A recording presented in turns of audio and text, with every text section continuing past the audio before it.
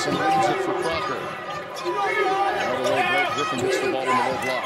Oklahoma has lost 4 of their last 6 games. They like to right the ship tonight as there's a foul inside. That's the thing. It's toward the end of the season that there are a lot of people talking about Oklahoma being worthy of like 1 seed, Tim, and then that man right there went down with a concussion, missed a couple games, and really have gotten out of sync. They were in a great rhythm before that, and Jeff Capel trying to rediscover that with his team. There's a baseline blow by, well done by Tony Crocker, and it's 2-0 Oklahoma. Yeah, beautiful drive, just under double figures for him, 9.6 points per. NCAA Tournament appearance for Morgan State, and there's a 3-ball from downtown for Reggie Holmes. This is a club that Todd Bozeman's very confident in. He believes, in our conversations with him yesterday, and we had many of them, he exuded confidence about his club. And that's the player, Reggie Holmes, that's going to have to give them confidence early. See a big basket. He is a big-time scorer. A walk, a 3-second violation against Griffen. Camped out in the painted area there for a good while, and Anthony Jordan called the 3 seconds. Oklahoma's second turnover in just over a minute's play. Jermaine Itchy Bolden is the point guard for this Morgan State team. 5'9" Mighty Mike from Baltimore. And as he goes, so goes this team. Todd Bozeman really has a lot of confidence in him. Ball was deflected by Griffen. Taylor Griffen deflected it, and it got into Oklahoma's hands. And that's the thing. I mean, you talked about the turnovers, and it is early, Tim, but when Oklahoma was going well, their guards were shooting the 3-ball well, just about 40%, and they were really minimizing turnovers. That hasn't been the case in this stretch. Well, a lot of respects what happened to Oklahoma is they lost Blake Griffen, and then the guards had to be more responsible to score, and then their chemistry has been affected since he's returned. That time Johnson did feed and fan the big fella, and he made it look easy. Wow, nice. And when Blake Griffen is on the move, flashing across the lane, it is so difficult to guard him. Holmes gets past Crocker, and he picks up 13. And when you're in this situation as a 15 seed, you just need some early shots to go down so your team can draw some confidence, as was the case earlier today for Cal State Northridge. They absolutely had Memphis on the ropes, actually led the game with just over 7 minutes remaining before John Calipari's team got it in gear.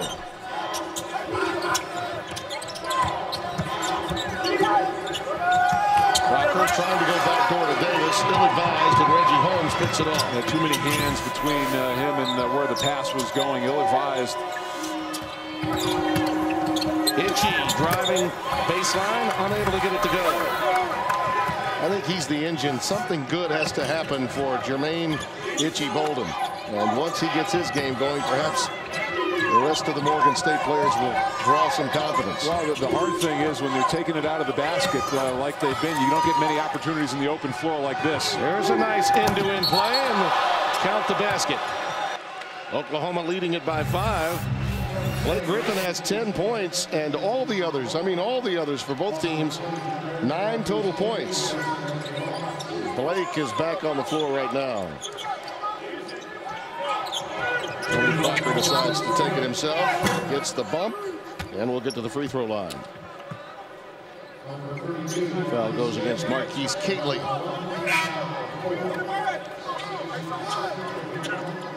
That's a young man that transferred from California to be a part of this team and has been a real key element to Morgan State's success. All Pac-10 freshman team, so a guy could play at Cal. Bears went down earlier today. Courtesy the Maryland Terrapins. It's been unlucky sevens in this NCAA Tournament region location. Both day and night. Crocker pulls up.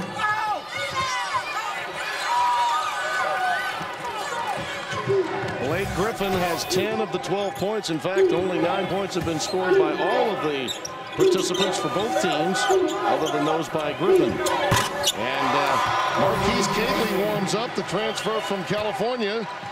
An outstanding player there, had major credentials, and interestingly enough, did transfer to Todd Bozeman's club long after Bozeman's travails in Berkeley. All MEAC team for him, and if he can stretch the defense out a little bit, certainly would help the cause. Well, there's a reach in, nice steal. Cleanly pulled off by Amir Ali. And he's come out. He originally didn't have a mask, but now he's got some goggles on that he's playing with. Got the quasi Horace Grant look going. So playing, trying to protect that kind of clear frames, made a nice defensive play, and those are the types of open court opportunities that Morgan State is going to have to get against this Sooner team. Well, I've been told he was going to wear a mask. Obviously, he did not feel comfortable with that, and they decided to go with the clear glasses. My guess is they had to make a run to the store to pick some up. It happened earlier today as he scratched his iris in a workout. And it shows tremendous courage that he's out on the floor playing. You know, that has to be painful. Nice job by Morgan State sealing the defensive glass. They're making Oklahoma settle for jump shots and only limiting him to one shot. Ball fake in. Caitlin halfway down the cylinder and out. Blake Griffen clears for Oklahoma. And this is, you know, as poorly as Morgan State's been shooting the ball, 5 of 18 so far. There's Warren with a tray. They find themselves still very much in this game. So Oklahoma has not taken advantage of that and given themselves a little bit of a buffer. Looking at Jeff Capel, he appears to be a very concerned coach right now. There's a steal by Taylor Griffin. That was a dangerous pass thrown, and the give-up foul on the other end. Really, or for the first time. Also joined by Warren, who's back in the game. And Wright goes right to the basket with it. Taylor Griffin on the offensive glass. He's stripped by Reggie Holmes. A 1-on-3 break, and he pulls up and drains it. Why not? You know, at this point, your team's best scorer, you have good rhythm, you feel like you've got a good shot. And that's the thing, is just, you know, that Oklahoma is so good in their half-court defense. You want to try to take advantage of those opportunities. So many of these youngsters for Morgan State are better shooters in transition. And the foul will go against Willie Warren. As you see Barnes coming out to check him. That will be 3 shots for Warren. Second foul on Rogers Barnes.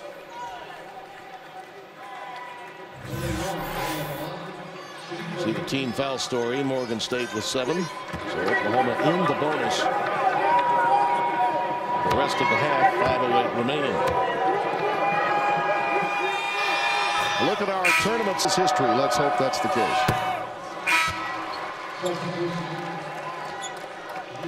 And once again, Amir Ali, number 34, comes onto the floor. I tell you, when Willie Warren had to shoot the ball more, they did lose a number of games. That's true. But he stepped up in a big way. I thought of the Texas game after the concussion. Oklahoma was able to hang with the Longhorns in large measure because of the play of Willie Warren.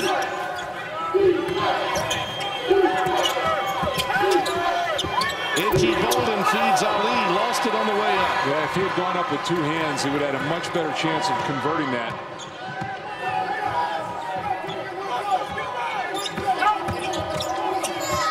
Warren a runner. And pull up. See, he's got a lot of talent. There's so much in him, and when Blake Griffen is gone and his role changes, he'll be up to the task. Or when he's on the bench as he is right now, things that, you know, he really looks to be much more aggressive in seeking his shot.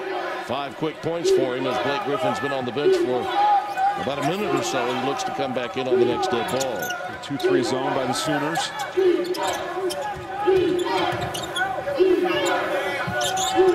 Caitlin or Holmes have been the 2 that have shown the most confidence. There's a steal. Johnson's got it. Would have been an over and back, and instead they get the foul. But the thing is, I mean, that's a great play by Austin Johnson, not giving up on the play. Instead of accepting the over and back, he gets 2 free throws. Here's that look, going left and coming back to his right hand. What a tough finish by Willie Warren. That's a great guard talking to another one. Now, Jeff Capel may likely have never coached, at least at this stage of his life, had it not been for an illness that he went through in his post-Duke days. Ulcer colitis basically was what it was, and he was. They were very concerned with him. Doctors had no answers for what was going on, and he tried very hard to play in Europe. I think he was in France for a period of time when he got his last check to play, and he said, boy, after being in the hospital and lying down, he just knew he was going to have to make a change in his life. And it was at that point that the thought triggered that he needed to go into coaching. Right, yeah, I asked him, I said, wait a minute, you're getting diagnosed with a gastric problem and you're going to go into coaching? How is that going to help?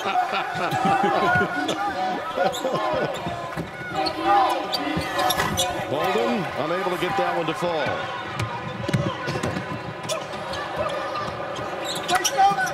Blake Griffen to Taylor Griffen. Feed Big Brother, will you? Make him happy. And Todd Bozeman. I think they're doing just that here in the last few moments of the first half. Well, what they're trying to do is avoid what happened to Memphis, and where they let Cal State Northridge gain confidence as the game went along. And I'm sure these last 3.5 minutes, Jeff Capel told his team, look, let's just put the pedal down here and then really put some distance between ourselves and Morgan State. Let's see if either Catley or Holmes can get on track. This is an important sequence for the last 3 minutes for Morgan State to maintain contact. Shot clock under 10. The wing jumper will not fall. An offensive putback opportunity for Rodney Stokes. Sophomore. Yes, you look at Stokes and Thompson and Catley. They've done a decent job on the offensive glass. Have gotten some putbacks in. That was an important basket. He became the starter against Stokes back in the first game of the new year in 2009. A nice adjustment made by Todd Bozeman during the MEAC season as Taylor Griffen gets another easy one in the lane, 34-19.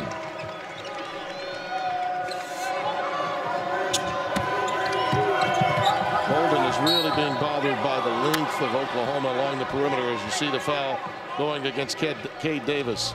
2:26 left. Sooners nurse late night tonight. Oklahoma by 15 with 2:20 and counting in the first half. Tim Randall, Mike Jaminski, and yet another turnover. Again, I say Bolden going to break, bothered by the length. And it's Taylor to little brother again. A little return to my little brother. He didn't want to get him too far ahead, too far behind on the assist column. This is exactly what Todd Bozeman did not need to see in the closing moments of the first half. He wanted to get this thing, closer to 10. Well, here's the way you could see the unspoken, I'm sure, as he was running by him, yelling him to let him know that he was on the wing, and then the point up. And that's a rare gift. I mean, both of those bigs, both of those brothers, very, very adept passers. Blake is now 7 of 7 from the floor. And he's really looking to get everyone else involved. Here's an individual move, again using the glass. That's his first miss. Really, he missed. Stunned. Rogers Barnes looking to find help from Holmes on the wing. Off the front iron. And again, Thompson just unable to convert. And it's almost he's anticipating the block shot. Oh, Jermaine got a little itchy that time with Austin Johnson and picked his pocket. Yeah, that was a play. I really didn't have anybody with him on the break. Johnson is a guy who's been dinged up a lot this year. Tim really has not had much practice time since the month of January. Yeah, you're right. In fact, I think it's probably been part of the chemistry issue that has been a problem for Oklahoma the last couple of weeks of the season, particularly when Griffen got back. And Holmes got some shots. I mean, he got 9 field goal attempts in that game. He's their leading scorer, but only 2 of 9, and then got some decent looks too. By the way, there was an aggravated elbow injury to Johnson. He could get in there, but likely won't. They'll need him, obviously, for Saturday as Blake Griffen gets a tip in to open the second half. Holmes, really not close that time. Ball was pulled down by Johnson. He did aggravate.